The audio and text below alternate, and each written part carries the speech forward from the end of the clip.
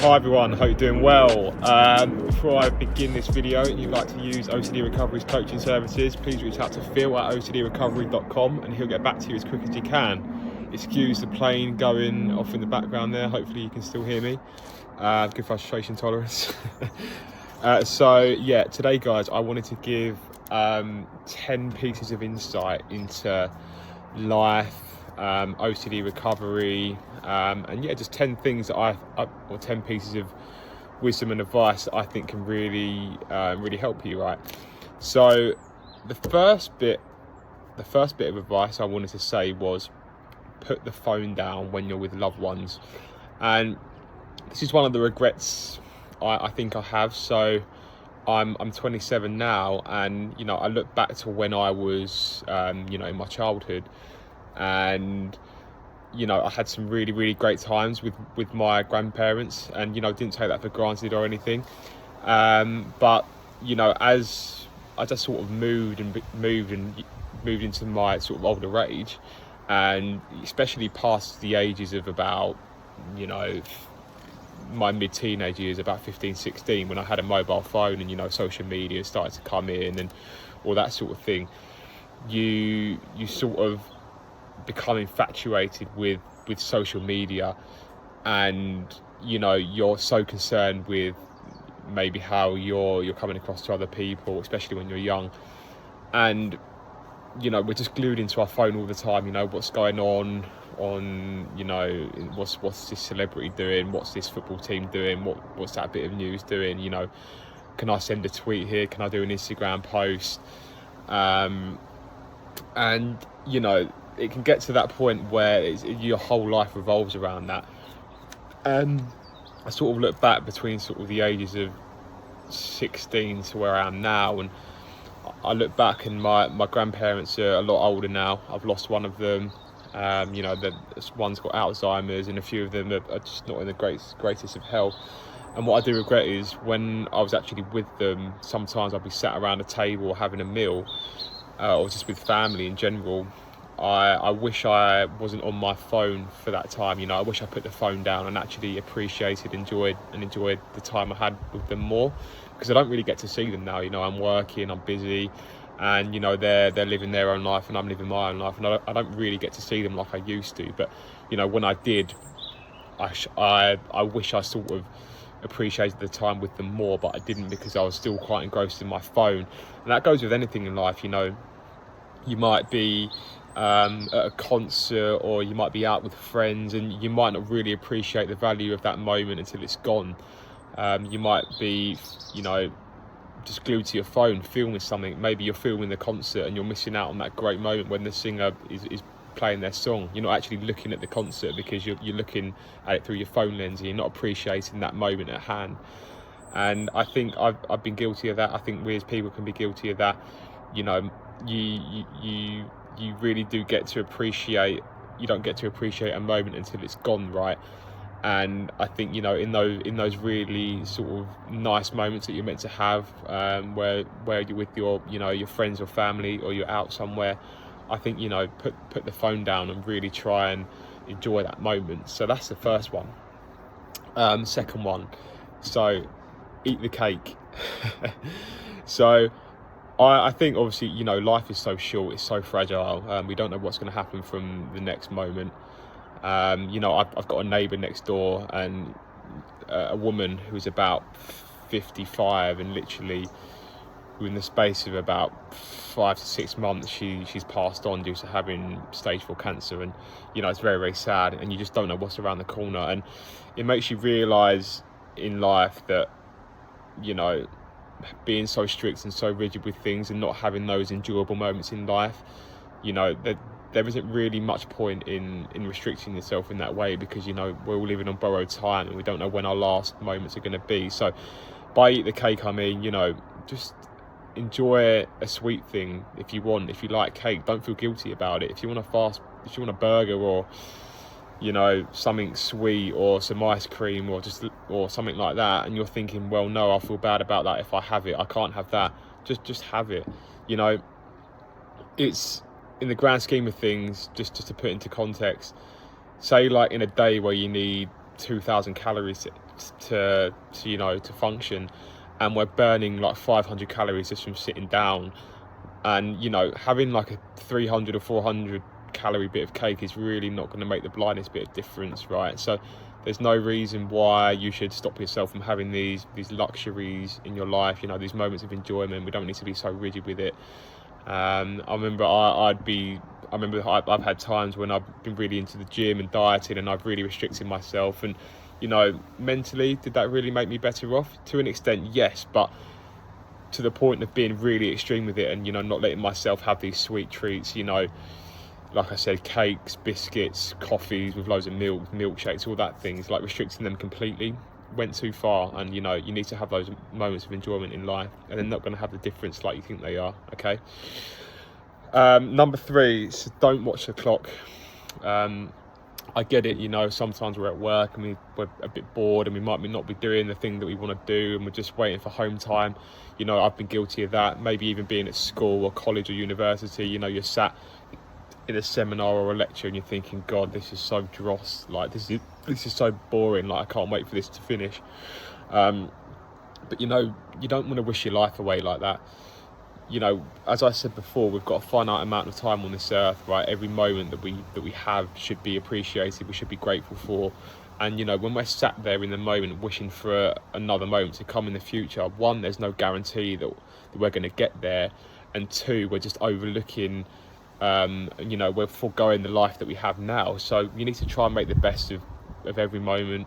I get that some things are boring, and you might want to be elsewhere, but wishing your life away when time is so finite and fragile is just, as you get older, you sort of realise that. So, don't wish your life away, because like I said, it's very precious. Okay, so number 4, misfortune can be turned into great fortune, to the point where we can be better off than the man who has experienced no misfortune. And I look back at my recovery journey and how far I've come, and like all the other moderators and coaches say, they wouldn't forego or trade that journey for anything, right? And I completely agree with that. That I've been in the absolute trenches, the bottom of the barrel, like other people have, chronic anxiety, panic attacks, throwing up, being hospitalised, losing all my confidence and sense of self, all those things, right? And I wouldn't trade any of that, because to where I am now, you look back on those times and you realise how fortunate and how lucky you are to be at the point that you can get to when you put in the recovery work. And I'm a great believer that pain is in the purpose, right? Sorry, purpose is in the pain. When you had that misfortune and you turn it into a good thing, by becoming more rational about life, helping other people with OCD or difficulties, or helping other people with your more rational mindsets you've adopted, these things, this misfortune really can stand you in good stead. And it helps you to negotiate life in a lot more of a healthy and rational way. The things you learn through becoming more rational and adopting Albert Ellis' principles are just unmatched. I firmly believe that OCD sufferers who are in the journey, who are going through the journey, and who have been through the journey are far better off than your average Joe in society who's never had to experience such hardship. We appreciate things more. Your health, the little things become the big things now, like a cup of coffee and like a crisp morning, watching the sunrise. All of these things are just amplified as you move through the recovery journey, because it just is, it's just the way it is, right? And as I said before, I firmly believe that when you go through adversity, and the challenges and the hurdles that you overcome through that, it really is the making of you, and you can really use that as a good thing, like Rob has, like hopefully I am, helping other people with OCD, like Sam, Momin, Nick, Gemma, etc. So that misfortune can be turned into a good thing, so don't ever forget that if you're suffering, right? Number 5, so play to your strengths. So I think this is key in life. I think you need to know where your areas of weakness lie, but also know where your areas of strength lie, right? So when you know your areas of strength, you can really accentuate that and, you know, capitalize on it and really squeeze the most out of that, because I think that's going to give you the best return on investment, right? So I'll give you an example. A few years ago, I sort of noticed that I had this real flair for writing, right? Writing content, the use of words, etc. And I'm now in a job, apart from, you know, helping out OCD recovery, I'm in a job where I write, right? And I'm really able to sort of use that skill and make the most out of that skill, to, you know, provide value for other people, make money, which is, you know, what we all need to do, make a living. And I noticed that skill and I've really honed it, and, you know, really capitalizing on that and seizing it and putting it to good use. Maybe another example is, maybe it's not just in your work, but maybe in life. Maybe it's how you look. Maybe you have a certain face shape and you can have a certain haircut which really accentuates your face, or really, you know, gets the most out of your appearance. That might be another example. Maybe you're really good like manager of people, and you can put that to good use, whether that's through your work or you know, friendships, relationships, etc. Just try and work out where your strengths lie in this life, right? And I think when you notice that and you invest your time into that, that is when you're going to get the best results. And, you know, not wasting so much time on things maybe you're not good at, not doing things that aren't necessarily going to bring the best out of you, right? I think that's key. Play to your strengths. Number 6. So a riskless life is no life at all. A riskless life will also make you sad and rue what ifs. I think in our lives, right, when we're cocooned, we're not making any when we're cocooned and we're not taking any risks and we're just living in comfort, subconsciously you know that, and you're going to be less happy about that, I would say. It's like, for me, for example, I'll give you an example. When I used to be really scared of rejection, right, and I was scared of, like, you know, talking to women, approaching women, I'd be so, like, every time I didn't do that, I'd be very I'd had this innate anger and irritability and annoyance of myself, because I knew that I was staying comfortable. I was too scared of being rejected. I was too scared of approaching women and, you know, facing that discomfort. But as I started to break out of that, I sort of thought, right, you know what, I'm actually kind of living now. I'm breaking barriers. I'm doing things that I'm scared of. And you get that buzz, you get that thrill, you get that adrenaline rush. It's like, I went for a solo trip recently to Edinburgh in Scotland, and I'd never done anything like that before. And before that, I've always wanted to do it, and I just thought, it's going to be a bit uncomfortable. Am I going to be able to do that, etc.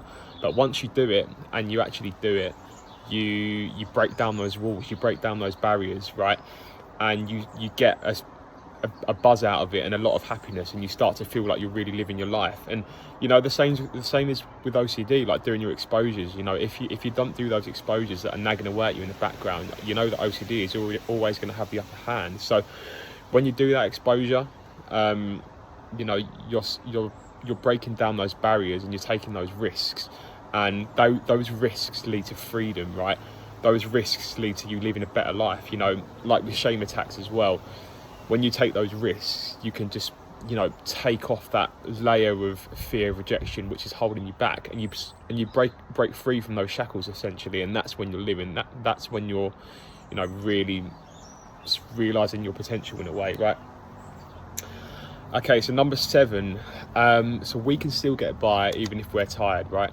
I remember I used to be absolutely shit scared of being tired. I used to perpetuate it. When I didn't sleep, for example, I'd just stay at home. I wouldn't go to my office. I'd work at home, wallow in my suffering, get really moody and believe that I couldn't do anything. I would, you know, I had a fear of losing control in a way, you know, fear of having like low testosterone because of HOCD. So all those factors were at play, and I just get so frustrated. And I think it was the end of the world if I didn't sleep well, right? Now I just couldn't care less, right? And it's all perspective. You can actually find that you can get more stuff done when you're tired, right? Sometimes when you're tired, you get different ideas that you would do if you weren't tired. Your mind can sort of subconsciously work in a different way. lead you to new avenues and paths, new ideas of thinking, because you're just in that sort of dream-like drowsy state. And it's only a perspective that you can't get things done. You can still get your work done. I said a note in the group chat the other day. I work with a guy, and he's about 60, and he's had chronic insomnia his whole life. Rarely slept 2 to 3 hours per night. I speak to him about it regularly because I try and help him with it, because I had it.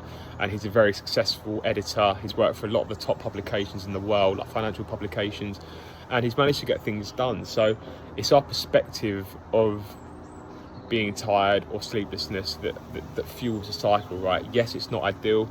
Yes, you prefer to have a good night's sleep, but then again, like, why must you absolutely have that? It's not a universal law. We have to adapt and make the best of what we got. And you'll find that even when you are tired, your body will still give you that sort of surge of adrenaline. That it will give you that energy that you need to function, right? So yeah, we don't need like copious amounts of sleep like we think we do, and we can still get by. Okay, so number 8, give judiciously, right? So what I mean by that is, in this life, I think the best thing that we can do is to give. When we give to other people, that is when we feel the best out. That is when we feel the best, right? I think that's the true purpose of life, to really help others. You see it all over the world when, take a fast food chain, for example. Their purpose, aside from making money, is to give good tasting food to people. Think of, even like a business executive. Their idea is to make a business and to serve the world. You look at OCD recovery and what Rob's done. He's given so much to us all, and like his goal was to help people recover from OCD. And I think as I said, the purpose of this life is to give. And when you give, you feel good about yourself. You really get towards that state of unconditional other acceptance, especially. And I think it gives meaning, right? So even where you can, obviously don't be a doormat and do it to your expense, but where you can, give, whether it's some love to somebody, whether it's someone wants a chewing gum, I don't know, whether like a coffee, buy a coffee for somebody, maybe it's your friend, your family, your work colleague. Maybe treat your partner to something like an item of clothing, or going out for dinner. When you do that, you find that you feel really good about yourself, and yeah, it definitely helps along the way with OCD, with life, especially because it'll give you that little shot of satisfaction in a way. Okay, so number 9, being grounded in reality is an essential ingredient to acceptance, right? Being realistic and acknowledging the moment that you currently find yourself in is key to accepting your situation. I think it's especially key for when you're accepting your anxiety, because with anxiety, I find sometimes our minds can be at some distant point in the future, right? We're dreaming of recovery, we're thinking about that life, and we're not chronically anxious. And all that does is that creates a massive conflict between now and the future. And that conflict is just resistance, right? Because you're overlooking the reality of your situation. You're imprinting a different version of reality to what currently is. And, that really is what drives the anxiety cycle, because when that anxiety does inevitably arise, you're really allergic to it, because the reality that you've just been thinking of doesn't match up to what's going on now. So with OCD recovery, with life, we need to be absolutely, as much as we can, grounded in reality. There's nothing wrong with thinking of the future. There's nothing wrong with, striving towards recovery. There's nothing wrong with thinking about what your future job prospects are, whether you want a family, whether you want kids, like where you're going on holiday, what you're having for lunch tomorrow, all that stuff. But from an OCD and anxiety perspective, as much as we can, I think we need to just acknowledge the reality of our situation, to say, hey, look, this uncomfortable thing is happening within us right now. Coming to terms with that is going to be key in sort of alleviating a layer of that fear, I would say, because the goal of fear is not to worry about the suffering, right? Because it's already there. if we're pounding away and demanding that we shouldn't experience this discomfort, then that's just going to add another layer. With fear of fear, we're not trying to alleviate the anxiety, we're just trying to bring down the catastrophizing, the worrying about the anxiety, and that's when the cogs of acceptance and the decatastrophizing of the anxiety comes into place, right? And then, yeah, the last one. So most things in life are trivial, right? In about, 70, 80 years, we're all going to be buried next to our loved ones. We're all going to be dead. Our friends, our family, everything that we've ever known, we're going to be dead. Our homes are going to be taken up by new people. Our things are going to be occupied by others. Some of them won't be used at all. Our cars will probably be in the scrapyard. Everything that we've known, all our family, all our friends, all our possessions will not be ours anymore, and we will cease to exist, right? So when you look at it like that, I think it's fair to say that a lot of things in life are trivial, the dishwasher breaking, or being late for work, or having an argument with a friend, or maybe putting a little bit of weight on. All these things, even anxiety in a way, all these things are going to be trivial, because we're all on borrowed time, and where this life that we know now is not going to be here forever. So I think when you had quite a bad day and there's lots of things like getting to you, just remember that as morbid as it sounds, death does hang over us. But in a way, I think that's so liberating, because it can really help us to see what matters in this life, and it can really help us to just to discard the trivial things, and make the most of life for what it is. Your health, your family, and all of those things, right? So just be aware of that when you find yourself getting rattled or frustrated at sort of little things in life. Just remember where we're all headed for, right? So yeah, hopefully this video is of some help, guys, and I will see you in the next one. Leave your comments down below, and yeah, cheers, take care.